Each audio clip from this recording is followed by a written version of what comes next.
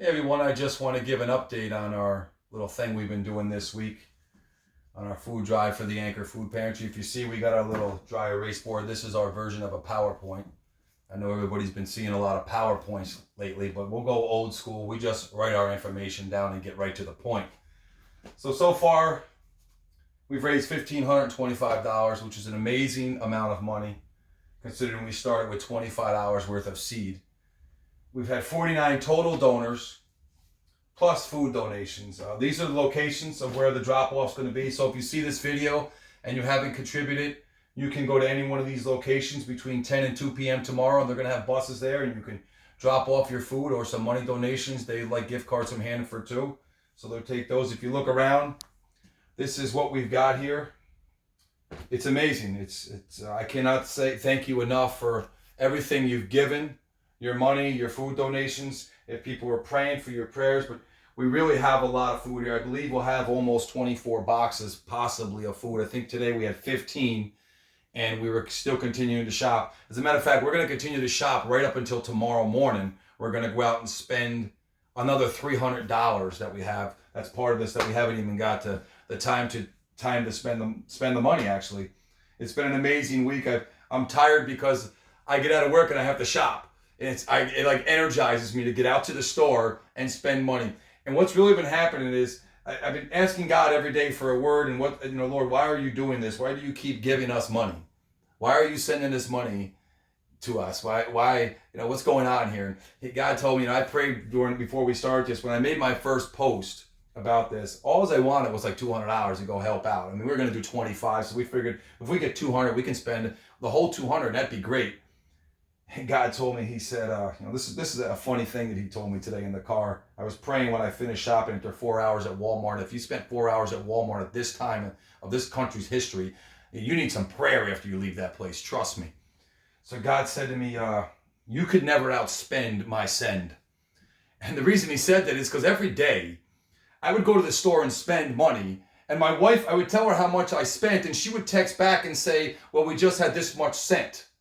So I spend 50, somebody would send 50. I spend 100, somebody sends 100. We still haven't outspent God's sent.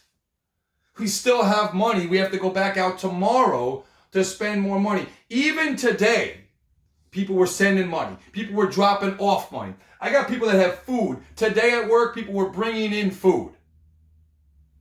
See, you can't outspend God. God just keeps sending. It's not going to be easy. There's going to be work involved, but you can never outspend God. No matter how much we spent, he just kept on sending through you people. Thank you for everybody that contributed to this. You're part of something special here. Don't let anybody ever rob you of this moment, of this time that you stepped up. You won't have to look back now and say you didn't do anything. You can look back now and say, yeah, I remember I gave to the Anchor during the COVID-19 problem. I gave to that. Or maybe you've done a porch drop-off. I've heard so many amazing stories. Maybe you went and celebrated a birthday with someone and just dropped the present at the door. Maybe you sent a card through the mail because everybody's sitting in their house waiting for their mail to come now. It's like a great thing to send a card. It's like we're going old school all of a sudden. Everybody's sending mail, which is really cool stuff if you think about it happening in this country right now. Amidst all this, the other nonsense and the chaos that's happening. Some interesting things about all this.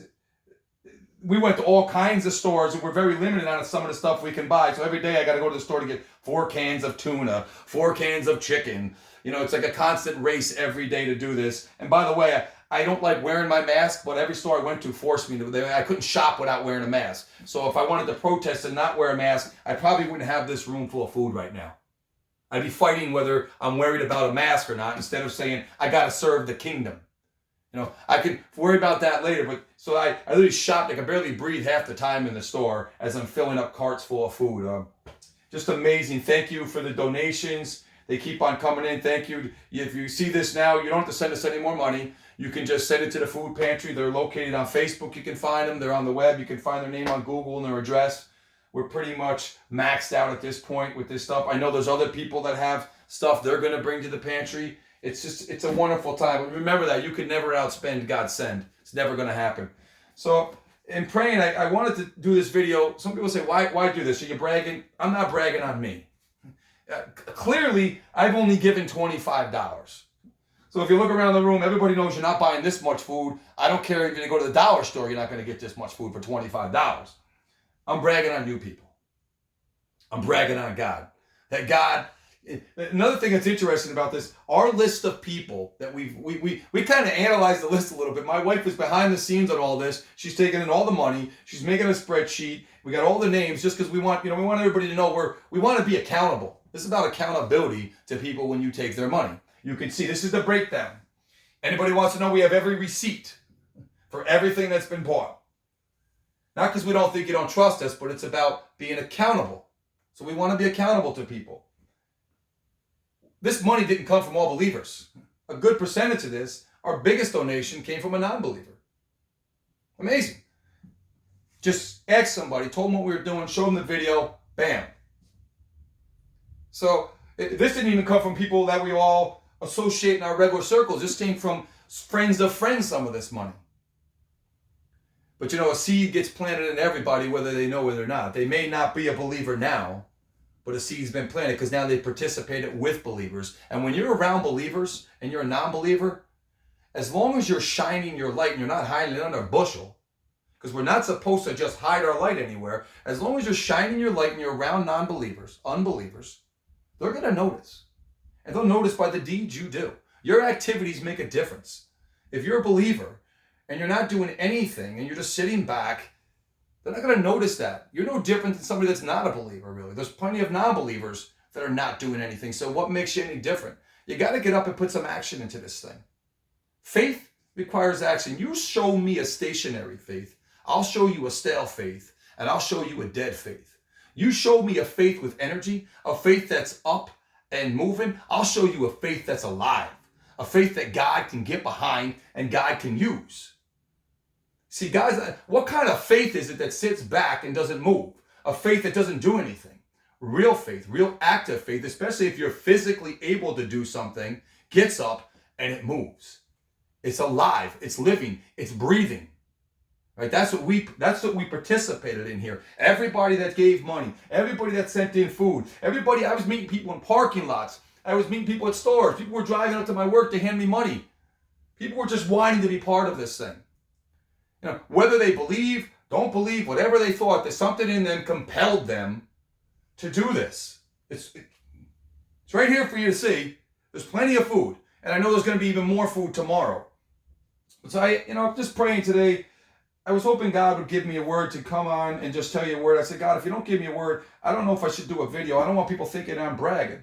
So I was praying outside in my car after I left the store. It was about an hour I was praying, and God brought me to the story of Nehemiah.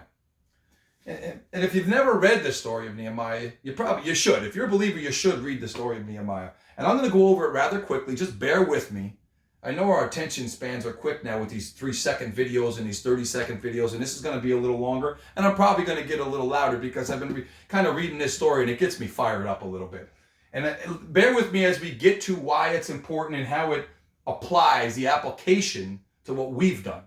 So we're going to pick up Nehemiah is the cupbearer for King Artaxerxes. Artaxerxes. I have trouble with that name. I've even listened to it on Google a couple times, and I still can't get it right. And a cupbearer is an important position for the king. He's the one that tastes the king's wine before the king drinks it to make sure the king doesn't get poisoned. It tells you how important the man is. He's a loyal and confidant person of the king. He's a confidant, of the king. And so let's think about this. So Nehemiah is basically in a town, and he gets word about. I don't want to read through all the verses because there's a lot of them, so I'm just going to kind of abbreviate some of these. He gets word from one of his brethren concerning the Jews who had escaped and who had survived the captivity concerning Jerusalem. This is Nehemiah chapter 1, verse 2. And they said to him, the survivors who are left from the captivity in the province are there in great distress and reproach. The wall, remember this, the wall of Jerusalem is also broken down and its gates are burned with fire. Remember, the walls of Jerusalem are broken down and its gates are burned with fire. That's going to play a part in our application. So there's a long prayer here. I really didn't want to read this, but the more I've read it, I've read it about 40 times in the last several hours. It's important. This prayer alone should be studied by Christians. it should be something we should look at and kind of break down and diagnose, get a little into there. So here's what he says. So it was when I heard these words that I sat down, this is Nehemiah speaking, and wept. And I mourned for many days.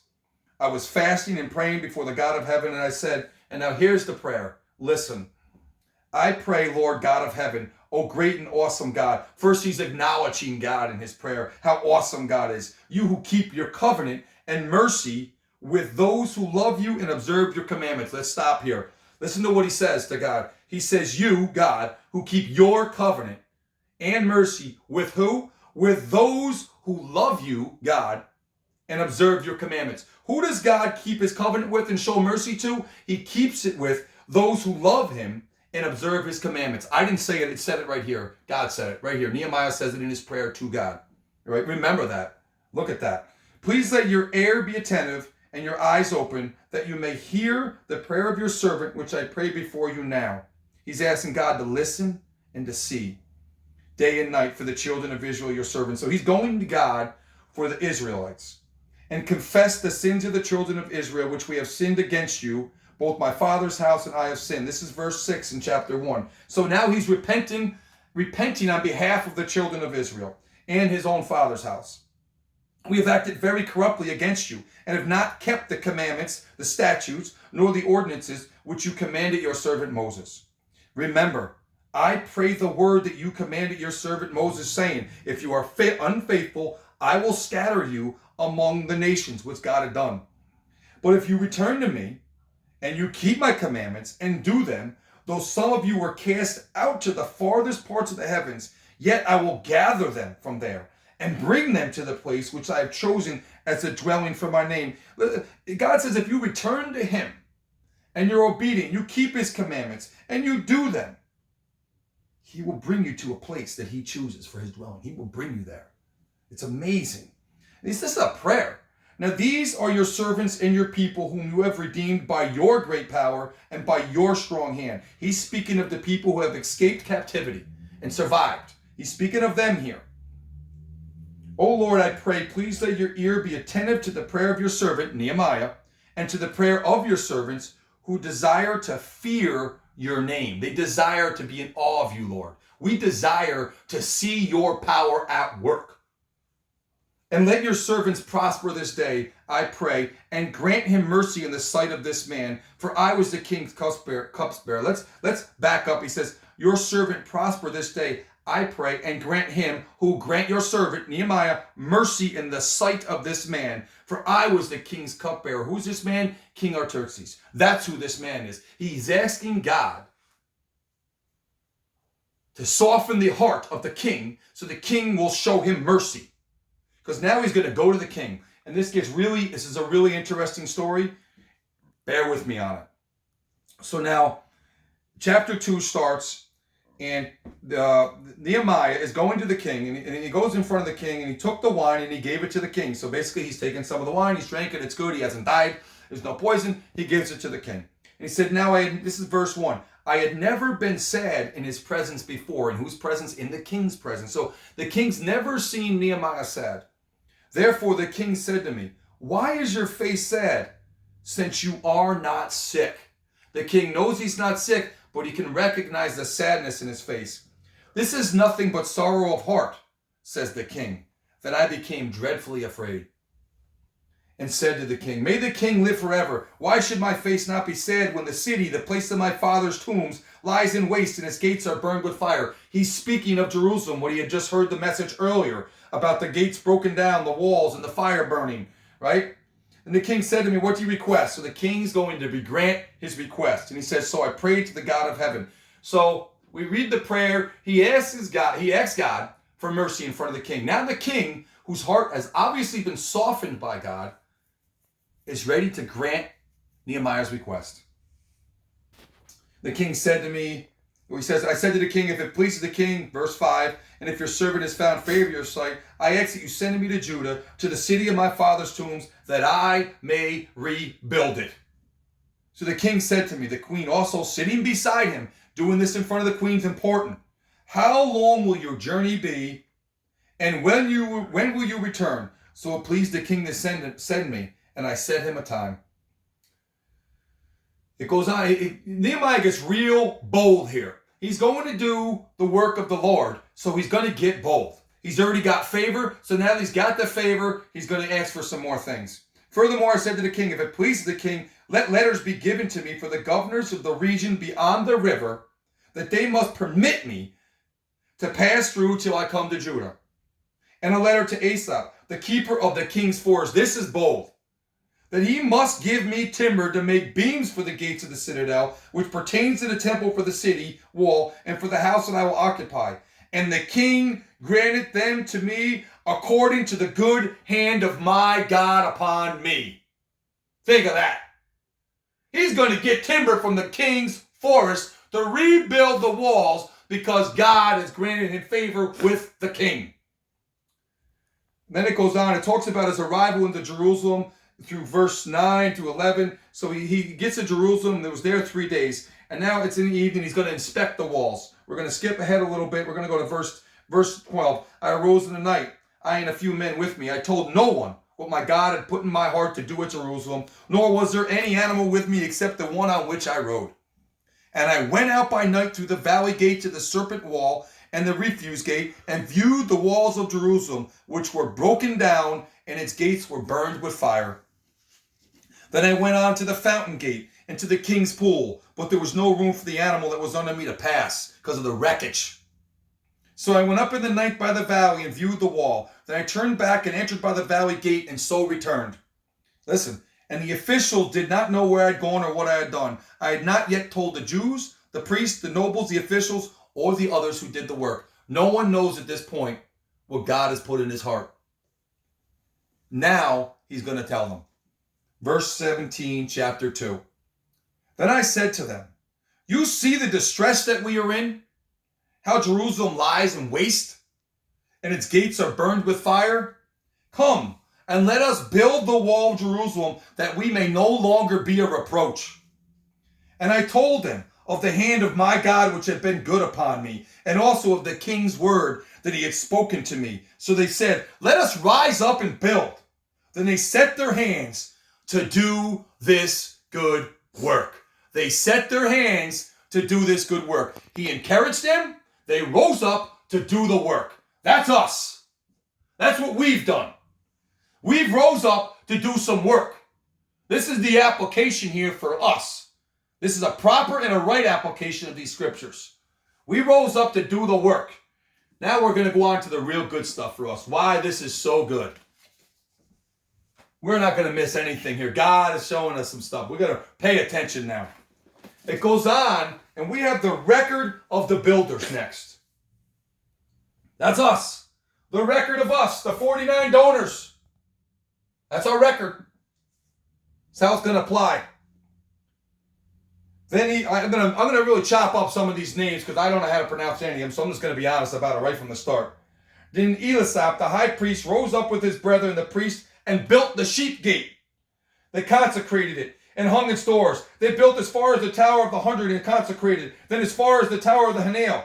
Next to Elisab, the men of Jericho built, and next to them Zachar, the son of Imam, built. Listen to this. They just keep going. It just keeps going. Also, the sons of Nasa built the fish gate. They laid its beams and hung its doors with its bolts and its bars. And next to them, Momareth, the son of Uriah, the son of Kong, made repairs. Next to them, Mushalab, the son of Barakah. And next to them, the Tekakites. We're on verse 8 or verse 5. Next to them, the nobles didn't help at all. All the nobles, they wanted no part of the work. No part of the work. Next to them, Tekites made repairs. Moreover, Jeadiah, the son of Paseah, and Messiah, the son of Messiah, repaired the old gate. They laid its beams and hung its doors with bolts and bars. And next to them, Micaiah, the Gibeonites, Jadon the Maonite, the men of Gibeon, Mitzpah, repaired the residence of the governor of the region beyond the river. And then next to him, the son of somebody got involved. They made repairs. And next to him, one of the perfumers made repairs, and they fortified Jerusalem as far as the broad wall. This just keeps right on going. It doesn't stop. I mean, it's amazing. Everybody gets involved in the activity. Micah, the son of Haram, the son of Barah, who knows, they repaired another section, as well as the Tower of the Ovens. Whatever that is. I don't even know what that is. I mean, it just keeps on going, people. And next to them, they built it. They hung its doors, its bolts, and its bars. They repaired 1,000 cubits of the wall as far as the refuse gate. And then you have Maltatai, the son of Rechab, leader of the district of Beth Horon, repaired the refuse gate. He built it and hung its doors with its bolts and its bars. They repaired the fountain gate. He built it and covered it. And then next to them, Nehemiah built the leader of the half of the district of Bethel, made repairs as far as the places in front of them. And then next to them, somebody gave $10. Next to them, somebody gave $25. Next to them, somebody gave $50. Next to them, somebody donated a pack of food. Next to them, somebody handed in $50. Next to them, someone gave $200. And it just kept on going all week. I'm trying to tell you, you can never outspend God's sin. You can never do it. God's got more blessings than you can count. You just got to stand on that rock, and you can't be moved. You can't listen to the naysayers. They're going to attack you when you do God's work. You can trust me on that. If you keep going in the book of Nehemiah, you will see the list of the attacks that came on these people. It got so bad, they had to take people and watch them as they were working to protect their backs as they rebuilt the walls. That's how bad it got. Don't tell me we can't do God's work. Don't ever tell me that a group of people, some that don't even know each other, can't gather together and fill some shelves in a pantry. I'm trying to tell you people. I'm going to calm down for a second and let you know. You got to stand on some truth. If you're going to claim Jesus Christ is your rock, then you better stand on that thing. Let me tell you something. Let me show you some things. There's some more in here. This is amazing stuff. Let's listen to the opposition they went through. Without even reading the verses, I'll read the titles. Listen to this. Opposition through ridicule. You're going to do kingdom work, and I'm not saying any of that happened here, but I want to give some more. Let's go a little further with this. You start doing kingdom work, and I mean real, nitty-gritty, out in the public, out in the mission field, doing stuff and asking people for help, you're going to get mocked on and you're going to get ridiculed. That's what's going to happen. People are going to come against you personally. That's what they're going to do. You're going to get opposition through threat of attack sometimes. Some of these street preachers and some of these guys out in the street are threatened. I know for a fact on my street they're threatened. That's right, attack, threaten. These people literally, like I said, needed people to protect them as they rebuilt the wall. They were building their neighbor's wall. They would go right up to the next line and build a wall and help out their neighbors. That's amazing stuff. Opposition through discouragement. People are going to try to discourage you. The enemy is going to try to put thoughts in your own head. It says in the Bible that the enemy moved David to do something. The enemy can get in our heads and plant thoughts. Remember that when you're doing kingdom work. Opposition through extortion. Someone's going to try to extort you or create a situation where extortion can be had so they can knock down your trust. That's what their whole angle is to do. Amazing stuff. It just keeps going on. Opposition through compromise. Opposition through slander. People are going to slander you. Anything. Opposition through treachery. What an amazing thing. I am just amazed by what everybody here has done. I'm amazed that God can take a 25-hour seed and turn it into 1,525 hours, not counting all the food boxes I've been collecting all week. I'm amazed that a bunch of people that don't even believe as I believe can watch my video and say, you know what? I'm willing to give. I'm telling you, you want to build your faith. You want to strengthen yourself in the Lord. You want to encourage yourself in the Lord. You lock shields with some other believers. Because that's what we do. We lock shields. You show me a few good people that want to put up their shield of faith and wield the sword of the Spirit and lock shields. You know, when back in the day when Paul looked at those shields, the Romans would form what they call a turtle shell. Each man would lock his shield together, and then the man behind the man would put his shield on top. And that's how they would fight sometimes. It was called a turtle shell. That's what we need to do as believers. I need to lock a shield with the guy next to me and the woman next to me. We need to lock the shield with the guy behind us and form a barricade. We need to get out of base camp and march forward and take the attack to the enemy. And that's what we did today.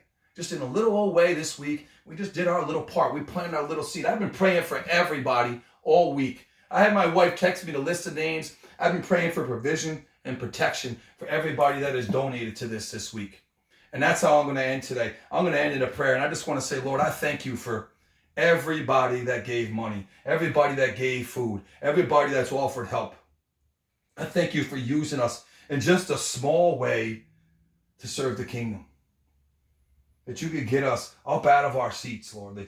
That we can learn to serve you and be humble about it, Lord. It's not about me. It's not even about them. It's not even about the people that are hungry. It's always about you. Let it always, Lord, be about you in our lives. Let no pride spring up in any of us, Lord. You are such an awesome God. So awesome. Even when we are faced with circumstances that seem insurmountable, God, we know that in the end, even in this day and age when death seems to be knocking on the door and we are threatened with it continuously, we know that for us as believers, that's not the end. That's really just the beginning. Let us learn to embrace that, Lord. Let us learn to embrace the gift of eternal life that you have given us. I just thank you for everyone, Father. I thank you for what you've done here, that you would continue to bless each person that gave. Lord, I say take the seed that each one planted and multiply it 100 times over, God. Protect each person in this. In your precious name we pray. Amen.